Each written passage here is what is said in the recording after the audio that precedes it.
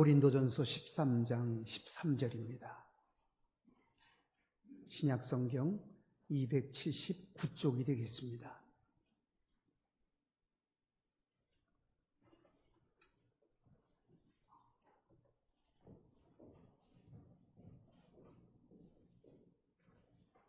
그런즉 믿음, 소망, 사랑 이 세 가지는 항상 있을 것인데 그 중에 제일은 사랑이라.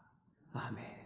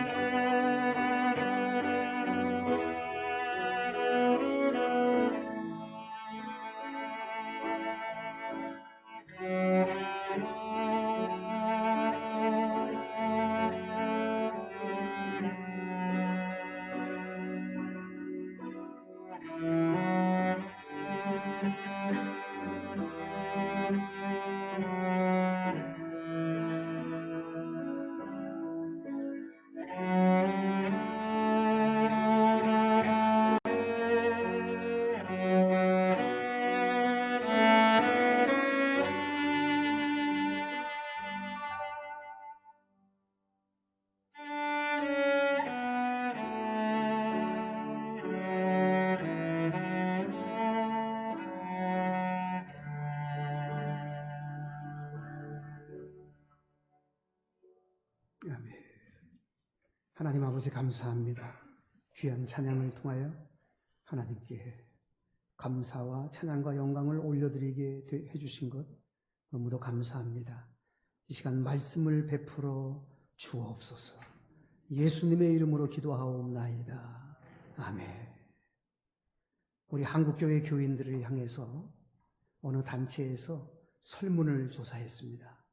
성경 말씀 중에서 가장 좋아하는 성경 구절이 어떤 성경 구절이냐고 묻는 물음에 가장 많은 사람들이 대답한 그 말씀이 오늘 본문 내용입니다. 믿음, 소망, 사랑 이 세 가지는 항상 있을 것인데 그 중에 제일은 사랑이라. 우리 한국교회 교인들이 가장 좋아하는 본문의 말씀을 우리 함께 살펴보면서 하나님의 음성을 듣는 이 시간이 되었으면 합니다. 믿음, 소망, 사랑 이 세 가지를 신앙의 3대 요소, 신앙의 3대 덕목이라고 성서 해석자들은 말을 합니다. 신앙의 3대 요소, 신앙의 3대 덕목이라는 말의 뜻은 신앙생활 하는 데 있어서 믿음, 소망, 사랑이 가장 중요하다고 하는 것, 신앙생활 하는 데 가장 중심에 믿음, 소망, 사랑이 있다고 하는 그러한 뜻이 됩니다. 자, 믿음, 소망, 사랑 이 세 가지 중에 먼저 믿음을 살펴보도록 하겠습니다. 믿음의 중요성을 주목해 보시기 바랍니다. 여러분, 믿음이 왜 중요합니까? 첫째는 히브리서 11장 6절에 보면 믿음이 없이는 하나님을 기쁘시게 못하나니 그랬어요. 믿음이 없으면 하나님을 기쁘시게 하는 길이 없습니다. 하나님은 믿음이라는 그 기초 위에 하나님 앞에 기쁨을 드릴 수가 있습니다. 믿음이 없이는 하나님을 영화롭게 해드릴 수 없고 기쁘게 해드릴 수가 없는 겁니다. 여러분, 우리의 삶의 존재의 이유가 무엇입니까? 우리의 삶의 목적이 무엇이고 우리의 삶의 목표가 무엇입니까? 여러분이 이 세상은 왜 삽니까? 어떤 목표를 가지고 어떤 목적으로 살아가십니까? 많은 목적과 목표가 있고 이유가 있을 것입니다만 그러나 아주 중요한 것 하나가 있는데 그것은 하나님을 기쁘시게 해드리는 것입니다. 내가 오늘 삶의 이유는, 내가 오늘 삶의 목적, 목표는 하나님을 기쁘시게 해드리는 것입니다.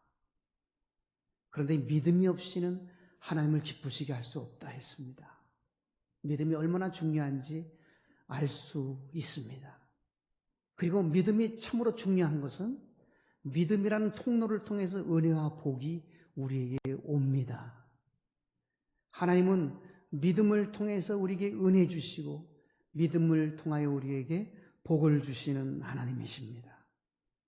마가복음 2장에 보면 어떤 사람이 중풍병을 앓게 됩니다. 좋은 친구들이었던 것 같습니다. 4명의 친구들이 그 중풍병으로 꼼짝 못하는 그 친구를 들것에 싣고 예수님께로 옵니다. 예수님이 가버나움에 계셨습니다. 가버나움 어느 집에 계셨는데 그 집에 예수님이 그 안에 들어가서 말씀을 전하고 계셨는데 얼마나 많은 사람들이 몰려왔는지 예수님 앞으로 그 중풍병자가 실려져 있는 상을 가지고 들것을 가지고 예수님께로 갈 수가 없었습니다. 그래서 그들은 지붕 위로 올라갔습니다. 이스라엘의 지붕은 기도하는 장소예요. 지붕은 올라가기 쉽게 되어져 있습니다. 지붕에 올라가서 남의 집 지붕을 뜯었습니다. 그리고 그 중풍병자가 실려있는 상을 들것을 달아내렸습니다. 여러분, 말씀을 전하시다가 예수님이 그런 일들이 벌어졌으니 얼마나 황당하겠습니까? 그런데 예수님이 너희들 지금 뭐 하느냐고, 지금 왜 남의 집 지붕을 뚫었느냐고, 이런 일을 왜 했느냐, 그런 말씀을 성경에서는 우리 찾아볼 수 없습니다. 공관복음에 다 나오는 사건이에요. 예수님께서 마가복음 2장 5절에 보면 예수께서 저희의 믿음을 보시고 그랬어요. 저희들의 믿음을 봤어요. 중풍병자와 그 친구들의 믿음을 본 것입니다. 그리고 예수님은 그 중풍병자를 고쳐주셨습니다. 예수님의 관심의 초점은 믿음이었습니다. 예수님의 관심사는 믿음이었다는 것을 분명히 알 수가 있습니다. 마태복음 8장에도 보면 백부장의 이야기가 나오잖아요. 백부장은 어떤 사람입니까? 로마의 100명의 부하들을 거느리는 장교를 백부장이라고 합니다. 백부장이 자기 집에서 신실한 종이 있었는데 그 종도 역시 중풍병을 앓게 됩니다. 꼼짝도 할 수 없습니다. 고통 속에서 울부짖고 있었습니다. 그때 이 백부장이 예수님을 찾아왔습니다. 그리고 예수님께 간청합니다. 내 종이 중풍병에 걸렸습니다. 그래서 예수님이 어떻게 반응하셨죠? 내가 가겠다. 너희 집에 가서 그 중풍병 내 종을 고쳐주겠다고 말씀했어요. 그때 이 백부장이 뭐라고 말합니까? 예수님, 여기서 말씀만 한마디만 해도 제 종은 나을 수 있습니다. 말씀 한마디만 주세요. 저도 100명의 군사를 거느리는 사람이기 때문에 이리로 오라 그러면 옵니다. 저리로 가라고 하면 갑니다. 예수님 말씀 한마디면 되는데 그렇게 저희 집까지 수고를 하실 필요 없습니다. 말씀 한마디만 하시라고 그렇게 말을 하니까 예수님이 굉장히 거기서 놀라셨어요. 이스라엘 중에 이만한 믿음을 만나본 일이 없다. 내 믿음대로 될지어다 그러셨어요. 그러자 백부장의 하인은 중풍병에서 고침받는 은총의 역사가 일어났습니다. 믿음대로 될지어다. 마태복음 15장에 보면 가나안 여인의 이야기가 나오잖아요. 가나안 여인에게 딸이 있었는데 그 딸이 흉악한 귀신이 들려 있었습니다. 여러분, 어머니의 마음이 찢어질 때 아플 거 아니에요. 딸아이가 흉악한 귀신이 들려 있으니 예수님을 찾아왔어요. 예수님을 향해서 부르짖어요. 예수님, 내 딸 좀 살려달라고. 예수님은 들은 척도 안 합니다. 도리어 제자들이 예수님, 저 여인이 저렇게 소리 지르는데 어떻게 좀 해주셔야 되지 않겠습니까? 라고 제자들이 그렇게 건의를 합니다. 그때 예수님께서 내가 이스라엘에 잃어버린 양을 위해서 왔다고, 잃어버린 자를 위해서 내가 왔다고 그렇게 말을 해요. 고통을 타서 이 가나안 여인이 예수님 앞에 바짝 다가와서 엎드려서 예수님에게 간청을 합니다. 그때 예수님이 그녀에게 이런 말을 해요. 자녀들에게 줄 떡을 개들에게 줄 수 없다. 여러분, 그 시대의 가나안 여인은 우리나라 옛날에 양반과 상놈으로 나누었듯이 그 시대의 가나안 사람들은 쌍꺼 취급을 받았어요. 개 취급을 받았어요. 예수님이 그래서 자녀들에게 줄 떡을 개들에게 줄 수 없다고 그랬거든요. 우리가 그 가나안 여인의 입장이라면 여러분 어떻게 반응하겠어요? 세상 사람들은 다 그렇게 말한다 하더라도 예수님은 그렇게 말씀하시지 않으시지요. 예수님 그렇게 말씀하실 수가 있어요. 계란이요. 나도 하나님의 형상대로 지어진 사람입니다. 계란이요. 내 딸아이가 흉악한 귀신이 들려서 이렇게 어미가 와서 간청하는데 그렇게 말할 수가 있습니까? 등 돌려서 돌아갔습니까? 그러지를 않았어요. 그녀가 이렇게 말을 합니다. 옳습니다. 옳습니다.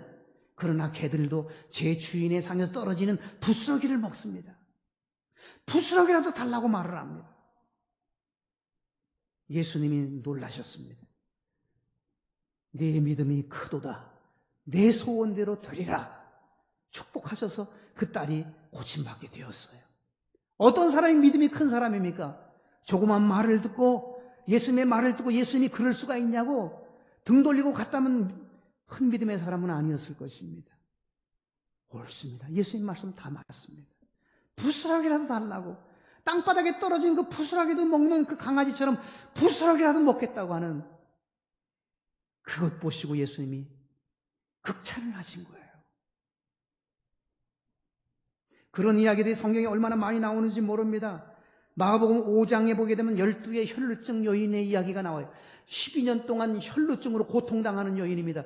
혈루증은 어떤 병이냐면 성서 해석자들이 피를 쏟는 병으로 그렇게 말을 합니다. 12년 동안 하혈을 했으니 여러분 얼마나 몸에 피가 모자랐을 거예요. 얼굴이 하얗고 회색빛이 돌았을 거예요. 얼굴에 여러분 아마 삐쩍 말랐을 거예요. 야위었을 거예요. 어질어질했을 거예요. 12년 동안 그렇게 어지러움 속에 살았을 거예요. 근데 그녀에게 어떤 마음이 있었냐면 예수님 옷깃에만 손대어도 내가 나을 것이라는 믿음이 있었습니다. 그래서 예수님 곁으로 다가갔어요. 여러분, 그 시대에 예수님이 움직일 때마다 무수히 많은 사람들이 예수님 주변에 예수님의 제자들을 비롯해서 추종자들이 무수히 많은 사람들이 예수님과 함께 했습니다. 그래서 예수님 곁으로 가까이 다가간다는 것은 불가능한 일이에요. 그러나 그녀는 비록 신체적인 조건은 현재의 그러한 삶의 자리는 예수님께로 곁으로 가까이 나갈 수 없는 상황이지만 그러나 그녀는 죽을 힘을 다해서 아마 다가갔던 것 같아요. 예수님의 옷깃에 손을 댔어요. 그러자 예수님의 옷깃을 통해서 치유의 은총이 그녀에게 임했어요. 그때 예수님이 누가 나를 손댔다고 말을 합니다. 누가 만졌다고 말을 합니다. 제자들이 뭐라고 말합니까? 예수님, 지금 예수님 곁에 이렇게 많은 사람들이 있어도 나도 지금 밀려가다시피 하는 이런 상황에서 저도 예수님을 손댔는데 무슨 말씀이세요? 아니다. 나를 손댄 자가 있다고 말을 해요. 그때 그녀가 예수님 앞에 이실직고를 하잖아요. 내가 예수님의 옷깃에 손을 댔습니다. 예수님이 이렇게 말해요. 믿음으로 손댄 그녀에게 이렇게 말씀합니다. 딸아, 내 믿음이 너를 구원하였으니 평안히 가라, 건강할지어다. 세 가지 복이 주어졌어요. 딸아, 내 믿음 때문에 믿음이 너를 구원했다. 평안히 가라, 건강할지어다. 믿음 하나 때문에 주어진 것이 세 가지라는 거예요. 내 믿음이 너를 구원했다. 평안히 가라, 건강할지어다. 예수님은 믿음을 보시고 이처럼 축복하시고 은혜를 베풀어 주신 이야기가 성경에 얼마나 많이 나오는지 모릅니다. 우리 한국교회 야사에 보면 이런 이야기가 있어요.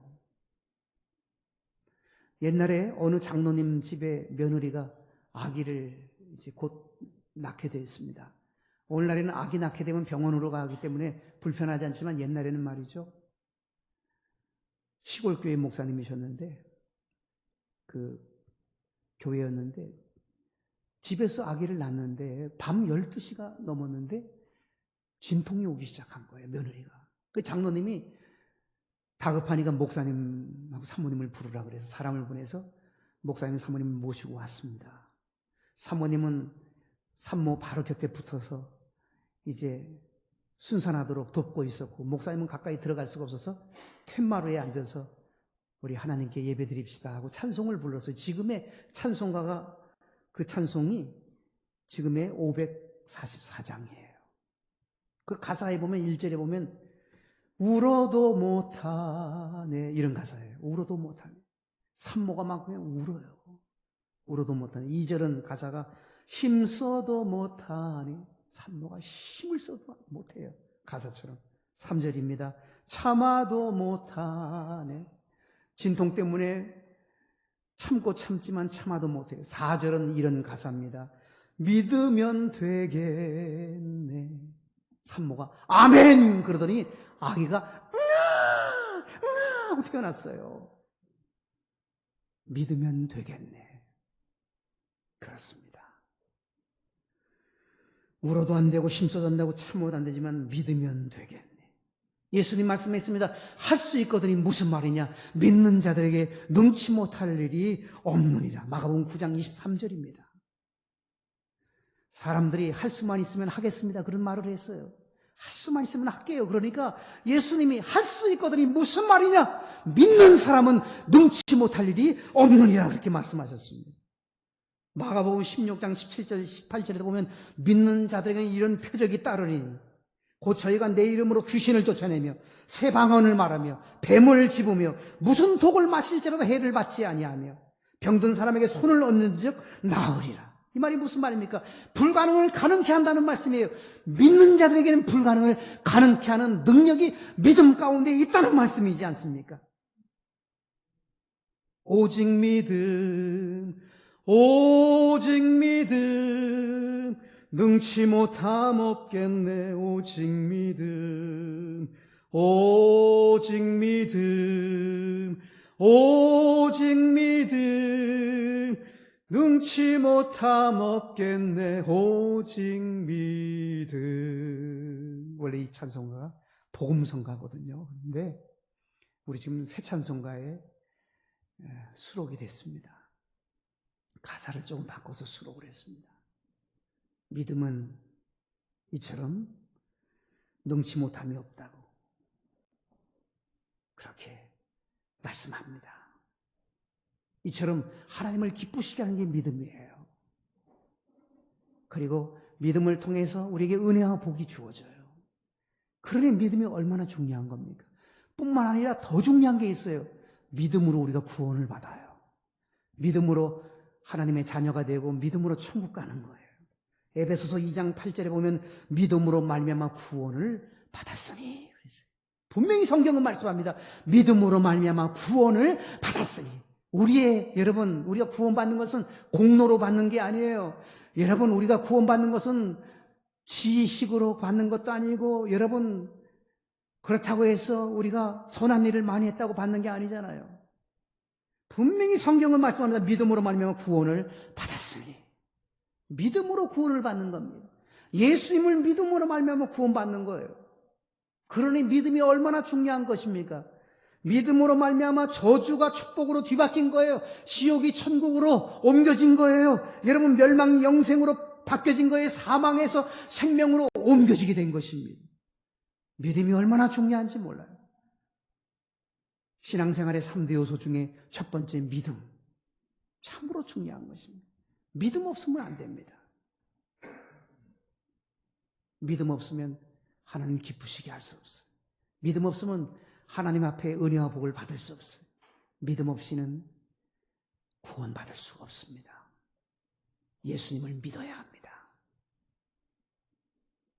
두 번째, 소망입니다.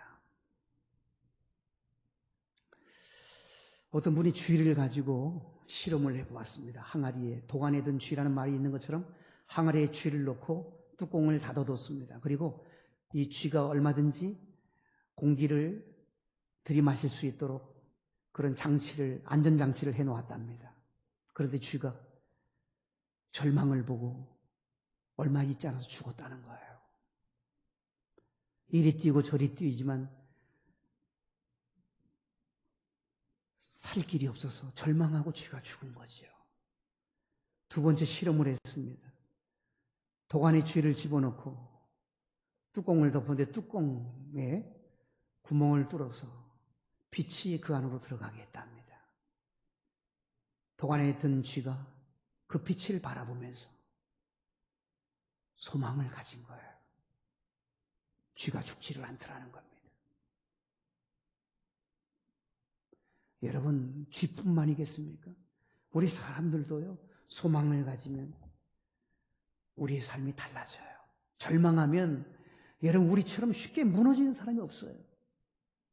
절망하면 끝장나는 것이 우리 인생이에요. 음식 없이는 40일을 삽니다. 물 없이는 일주일을 삽니다. 공기 없이는 8분을 삽니다. 그러나 소망이 없이는 1분도 살 수 없는 것이 우리 인생입니다. 소망은 얼마나 중요한지 몰라요. 그래서 믿음, 소망, 사랑 이 세 가지, 기독교의 3대 덕목이라고 3대 요소라고 그렇게 말씀하는 거예요. 소망이 참으로 중요합니다. 단테의 신곡에 보면 지옥편이 있습니다. 그 지옥의 입구에 이런 글이 쓰여져 있다고 말합니다. 소망을 버린 자여 이곳에 오라. 소망을 버린 사람은 지옥과 같은 길로 가는 것입니다. 지옥은 소망이 없습니다. 희망이 없습니다. 지옥은 절망만 있고 낙심만 있고 좌절만 있고 포기만 있는 곳이 지옥입니다. 천국은 소망이 있는 곳입니다. 희망이 있는 곳입니다. 꿈과 비전이 있는 곳입니다. 맑고 밝고 환한 축복의 나라가 천국인 것입니다. 소망과 절망의 차이는 천국과 지옥 차이입니다. 전 세계에서 가장 암에 관하여 1인자라고 불리우는 암수술의 대가가 있습니다. 미국 예일 대학교 의대 교수인 버니 시겔이라고 하는 교수입니다. 이 버니 시겔이라고 하는 세계 최고의 암 전문가가 이런 말을 했습니다. 불치의 병은 없다. 오직 불치의 사람만 있고 절망의 사람만 있을 뿐이다. 그런 말을 했습니다.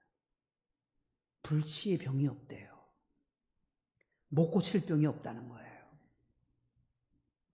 불치의 사람이 있다는 것이고, 그리고 절망의 사람만 있답니다. 우리에게 시사해 주는 바가 참으로 깊습니다. 여러분, 우리 대한민국 사람들은 3명 중에 1명은 암에 걸리게 되어져 있습니다. 통계적으로 그렇습니다. 암이 멀리 있는 것이 아닙니다. 참으로 가까이 있습니다. 암 진단을 받고 나면 소망이 없는 사람들은 대부분 절망을 하고 무너진다고 합니다. 생생했던 사람이 시들어버리고 만다는 거예요. 소망을 잃어버리면 건강한 사람도, 절망하게 되면 건강한 사람도 살아남을 수가 없다고 합니다. 죽음 저 너머에 나를 영화롭게 하시는 하나님 바라보면 절망할 수가 없잖아요. 이 땅에서도 하나님이 나를 고쳐주실 것이라는 소망을 가져야 될 뿐만 아니라, 그런 하나님이 가자고 하신다면 아멘하고 가야 되겠죠. 왜냐하면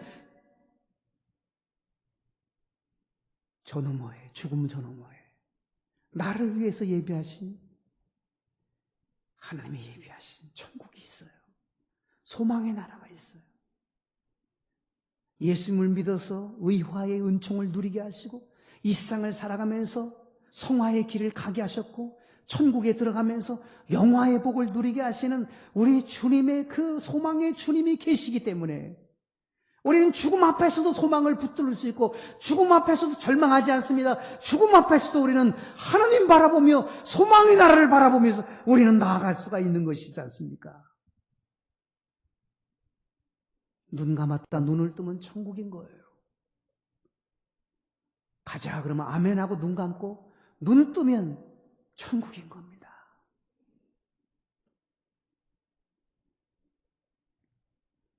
서울 할렐루야 교회 원로 목사이신 김상봉 목사님이 언젠가 그 간증을 그의 설교집에 기록을 했습니다.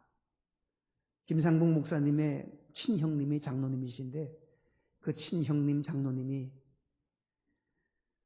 홍수에 떠내려가는 어떤 한 사람을 사람들은 다 바라다 보고 있는데 저 한 사람 죽게 놔둘 수 없다고 뛰어들어가서 그 죽어가는 홍수에 휩쓸려가는 사람을 살려냈답니다.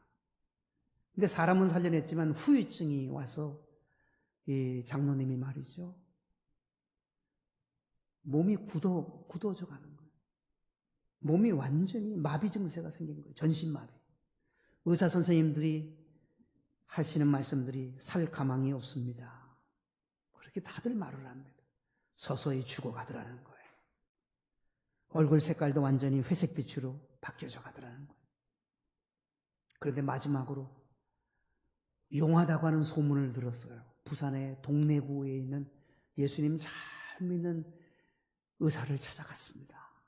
그런데 그분은 착 보자마자 환한 미소를 띠면서 이렇게 말씀하시더래요. 낫는 것은 시간 문제입니다. 좋은 일 하다가 이렇게 됐는데 하나님이 생생하게 살아계신 하나님이 그냥 죽게 놔두시겠습니까? 소망을 가지십시오. 그렇게 말을 하는데요. 그게 마음에 확 닿으면서 소망이 생기더라는 거예요. 그러고 나서 별다른 거 쓰지 않았는데 살아나서 30여 년을 병 하나 안 걸리고 건강하게 잘 사시다 장로님이 돌아가셨습니다. 절망하면 죽습니다. 소망을 가지면 삽니다. 소망이 그렇게 중요한 것입니다. 여러분, 이 땅에서 우리가 소망을 가져야 돼요. 어떤 소망이에요? 하나님께 영광 올려드리고자 하는 그 소망이 있어야 돼요. 하나님이 나를 왜 이 땅에 보내셨습니까? 하나님을 기쁘시게 하고자 하는 소망이 나에게 있어야 됩니다. 이 땅에서 영혼을 구하고 생명을 살리고 잃은 양들을 찾는 거기에 초점을 맞추는 그러한 여러분 소망이 나에게 있어야 하는 거예요. 그 소망을 가졌지만 그럼에도 불구하고 하나님이 나를 가자고 하신다면 아멘하고 소망을 품고 천국의 소망을 갖고 가야잖아요. 나를 영화롭게 하시는 그 나라에 나를 참으로 하나님의 아들로 딸로 완전하게 나를 하나님의 아들과 딸로 세워주시는 왕같은 제사장으로 왕같은 왕노릇하는 그러한 영광의 그 나라, 아름다운 그 나라, 소망의 그 나라로 우리는 기쁨으로 갈 수 있는 거잖아요. 소망, 그것은 참으로 중요합니다. 이 몸의 소망 무언가? 우리 주 예수뿐입니다. 로마서 12장 12절 소망 중에 즐거워하라고 말씀합니다. 시편 39편 7절 나의 소망이 주께 있나이다 말씀합니다. 소망 없으면 안 돼요. 소망 가지고 살아가셔야 됩니다. 마지막 사랑을 살펴보겠습니다. 여러분 오늘 본문에 보게 되면 믿음, 소망, 사랑 이 세 가지는 항상 있을 것인데 그 중에 제1은 제자 앞에 넘버 2가 붙어 있어요. 여러분 성경에. 2번을 밑에 보면 관주라고 하잖아요. 밑에 보면 뭐라고 되어 있냐면 헬자 써 있어요. 헬자는 헬라어라는 말이에요. 우리 성경은 헬라어 원문을 말하는 건데 원문에는 그 말이에요. 헬자는 더 큰 것은 그렇게 되어 있어요. 우리 성경에. 그러니까 믿음, 소망, 사랑 이 세 가지는 항상 있었는데 그 중에 제일이라고 번역이 됐습니다만 그 중에 더 큰 것은 그렇게 번역할 수 있는 거예요. 그 중에 더 큰 것은 믿음도 중요하고 소망도 중요하지만 더 큰 것은 사랑이라고 그랬어요. 사랑이 더 크대요. 마가복음 12장에 보면 한 서기관이 예수님에게 이렇게 물어보잖아요. 예수님, 율법 중에 하나님의 계명 중에 제일 큰 계명이 뭡니까? 가장 높은 계명이 뭡니까? 라고 물어봤을 때 예수님이 이렇게 말씀했습니다. 마음을 다하고 목숨을 다하고 힘을 다하여 주 너희 하나님을 사랑하라. 하나님 사랑이 제일 큰 계명이래요. 성경 전체에서 제일 높고 제일 큰 것이 하나님 사랑하는 거라고 그랬어요. 어떻게 사랑을 하고요? 마음을 다하래요. 여러분 하나님 마음 다해서 사랑해 보셨어요? 목숨을 다해서 사랑하래요. 정말 목숨 걸고 하나님 사랑해 보였어요? 힘을 다해서 사랑하라는데 힘을 다해서 하나님 사랑해 보셨습니까? 그것이 성경 전체에서 최고라는 거예요. 그때 서기관이 이렇게 또 물어봐요. 그러면 둘째는 뭡니까? 그랬더니 내 이웃을 내 몸과 같이 사랑하라 그랬어요. 두 번째는 이웃 사랑이에요. 하나님과 나와의 사랑은 수직적인 사랑이지만 이웃과의 사랑은 수평적인 사랑입니다. 이것을 십자가의 사랑이라고 말을 합니다. 예수님이 십자가에서 그 사랑을 이루셨습니다. 하나님 사랑, 이웃 사랑의 모습을 말입니다.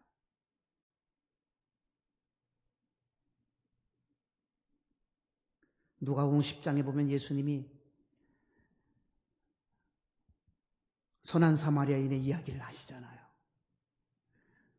어떤 사람이 예루살렘에서 여리고로 내려가다 강도를 만났잖아요. 강도가 어떻게 했어요? 가지고 있는 거 다 뺏고 때려가지고 고반 죽게 됐어요. 그런데 제사장이 그곳에 지나가다가 피해서 지나갔습니다. 레위인이 또 지나가다가 피해서 지나갑니다. 이 제사장과 레위인이 왜 피해서 지나갑니까? 무서웠어요? 두려웠어요? 또는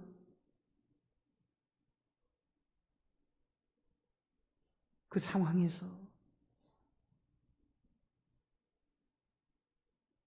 그들이 다양한 그 이유로 그것을 피해 지나갔을 것입니다. 그런데 사마리아인이 그곳을 지나가다가 강도 만난 사람을 보고 가까이 다가가서 불쌍히 여기고 포도주와 기름으로 치유를 하고 그를 데리고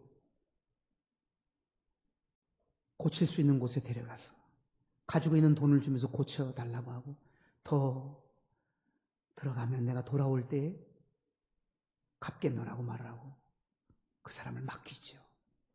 예수님이 그 말씀을 하시면서 강도 만난 자의 이웃이 누구냐고 물어봐요.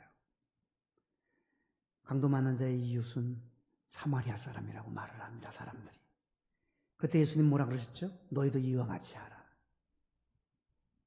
너희도 이웃 사랑을 하라는 말씀이죠.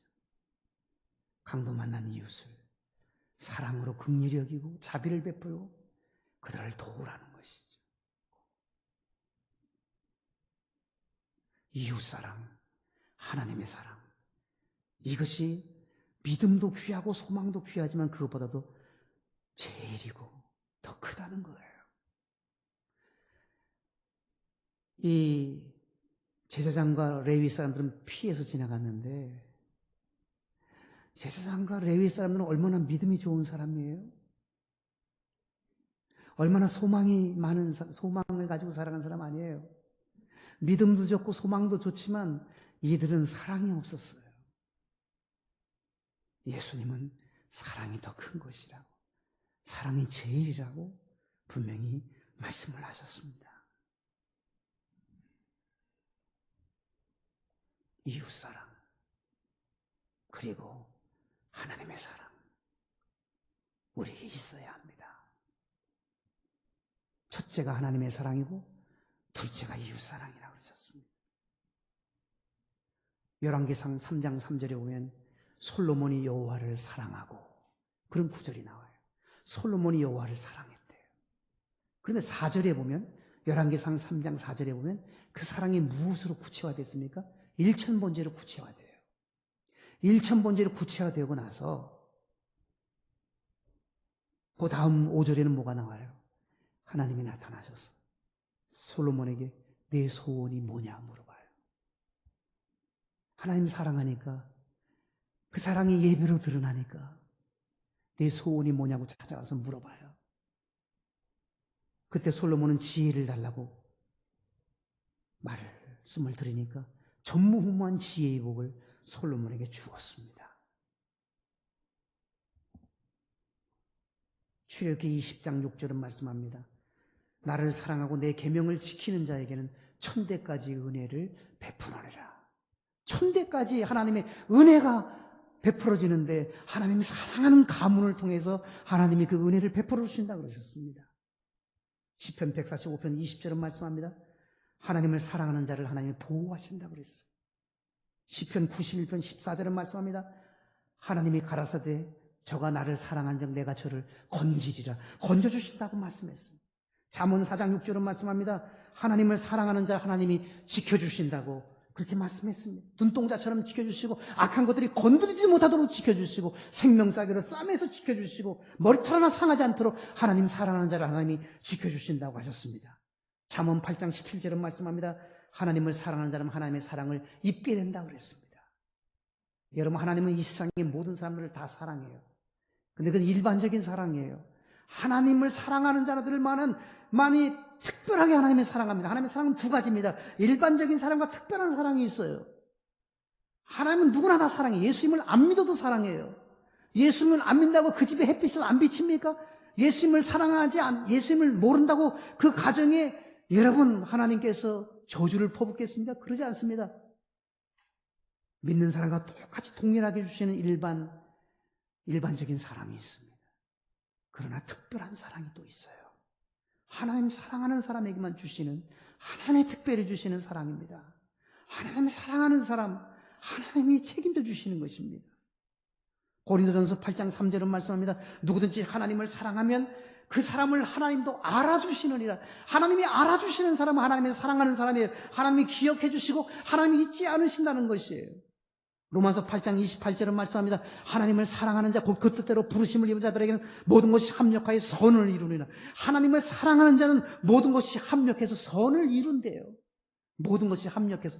비록 내가 잘못한 것이라 할지라도, 내가 참으로 모자라는 부분이 있다 할지라도, 하나님을 사랑하면 합력해서 선을 이루는 그런 하나님. 선이라는 말은 유익하게 하신다, 좋게 하신다, 복이 되게 하신다, 최상의 결과를 가져오게 하신다는 뜻입니다. 하나님을 사랑하면 이처럼 하나님은 좋은 결과로 열매를 맺게 해주시는 하나님이에요. 제가 존경하는 목사님 중에 한 분은 깊이 기도하는데 하나님이 이렇게 물으시더래요. 너 소원 뭐니? 그러시더래요. 여러분들에게 하나님 찾아와서 소원 뭐냐고 물어보면 여러분 뭐라고 말씀하시겠어요? 한번 미리 좀 답을 좀 가지고 계시면서 기도하세요. 여러분들에게 찾아오실 수가 있으니까. 여러분 자녀들 잘 되는 거 부모님들의 꿈에도 소원 아니에요? 건강하게 사는 것 꿈에도 소원이잖아요. 어떤 사람은 높은 자리에 올라가고 싶은 사람도 있을 것이에요. 어떤 사람은 많은 물질을 쥐고 싶은 사람도 있을 것이에요. 다양하게 소원들을 가지고 있을 것입니다. 사람이기 때문에 누구든지 다양한 소원을 품을 수 있습니다. 근데 그 목사님은 이렇게 말씀했답니다. 내 소원이 뭐냐 그러니까 하나님 사랑하는 겁니다. 하나님이 그 말에 감동을 받으셨어요. 그 이후에 하나님께서 목사님이 개척한 교회였는데요. 교회가 큰 부흥을 이루고 자녀들이 하나님의 복을 받게 해주시고 부모님이 건강하게 되게 해주시고 온 가족들이 건강하게 해주시고 참으로 하나님이 놀라우신 은혜를 베풀어 주시는 아름다운 간증을 저는 귀를 기울여 들었습니다. 하나님을 사랑하면 아름다운 결과가 있습니다.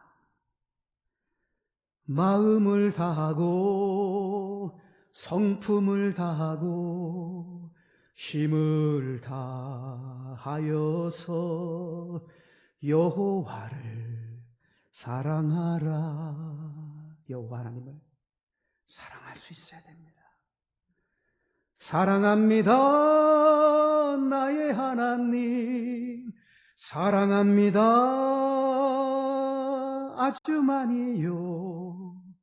사랑합니다 나의 하나님, 사랑합니다 이것뿐이에요. 내가 주를 사랑하는 줄 주께서 아시나이다. 나의 힘이 되신 여호와여, 내가 주를 사랑하나이다. 기도하시겠습니다.